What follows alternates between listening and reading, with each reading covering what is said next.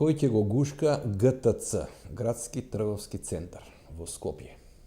Но пред да преминам на темата за гушкањето на ГТЦ, сакав да видиме кај сме и зошто сме таму каде што сме.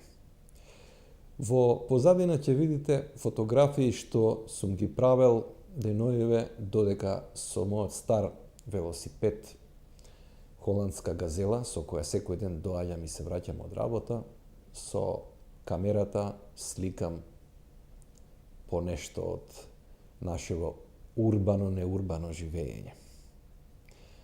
Ова се докази всушност за нашиот континуитет на вандализмот, на селјачизмот, на модерните опинчари. Не на селаните, не сакам луѓето да ги навредам, туку за тие што се селјаци. Во Скопје се знае што значи тоа. Човек кој не се култивирал. Нема некоја поголема разлика од животните, освен што одат на две нозе. За тие луѓе зборувам. На народ кој нема поим што се тоа цивилизацијски достигнувања. Не зборувам и не мислам на поединци. Зборувам за онаа критична маса која ова него ни забележува. Поминува покрај искршени вакви јавни тоалети или киосци или ѓубриња, си поминува како ништо да не е. Мртви ладни. А народ или племе кое вака уништувачки се однесува кон околината може само да докаже дека тој всушност се наоѓа на туѓа територија. И не само што не му е гајле, туку тој околината стратешки ја уништува. Размислете малку за ова. И не ми се зборува повеќе за тевама, оти ме заморува до себе мразење. Малку за ГТЦ. Оти толку енергија се потроши за да се зачува автентичниот изглед на ГТЦ. Луѓето излегува со една добра мисла во невреме, во дождови, во снегови, во студови, во многу жештини, се гушкаа и го одбранија од стариот режим на Груевски ГТЦ. Сепак ГТЦ си има своја историја, своји сеќавања. Генерации носат убави спомени за првиот мол во регионот. Јас сум еден од тие што киснеле пред ванила. Купувале фармерки или јакни во клуб 77. Или сум купувал нешто во така наречената последна шанса во драгсторот во ГТЦ, единственото место каде што си можел да купиш 24 часа. Се друго беше затворено. ГТЦ. Убави спомени.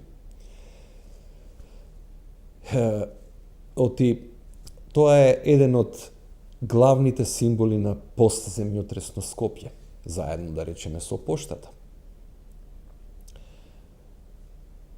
И зошто го зборувам ова? Зошто ГТЦ ми е важен? Затоа што е символ на нешто што се вика традиција. За обид да се зачува традицијата. Затоа што еден град не може да живее без својата меморија, без своите белези. А со Скопје се отиде предалеку. Скопје повеќе не е автентичен и смирен град. Град кој символизира отвореност, солидарност.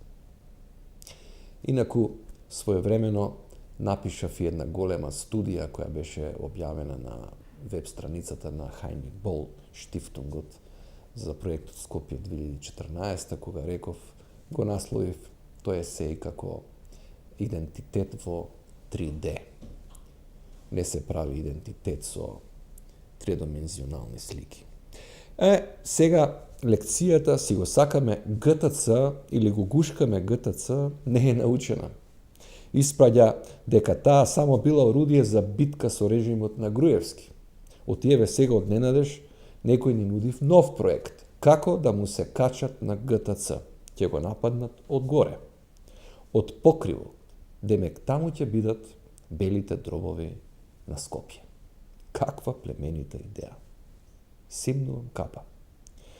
Но ќе видиме како ќе си ја тераат, за сега сосема наопаку, бидејќи како да е изваден од некој од некоја фиока тој проект и им се вели на луѓето: еве ви супер идеја, само треба да се спроведе. Значи, ништо ново, а сега прашањето е кој ќе го гушка ГТЦ? Јас имам еден предлог. Дајте му го на господин Амди Бајрам. Тој и онака веќе има искуство со гушкањето на ГТЦ.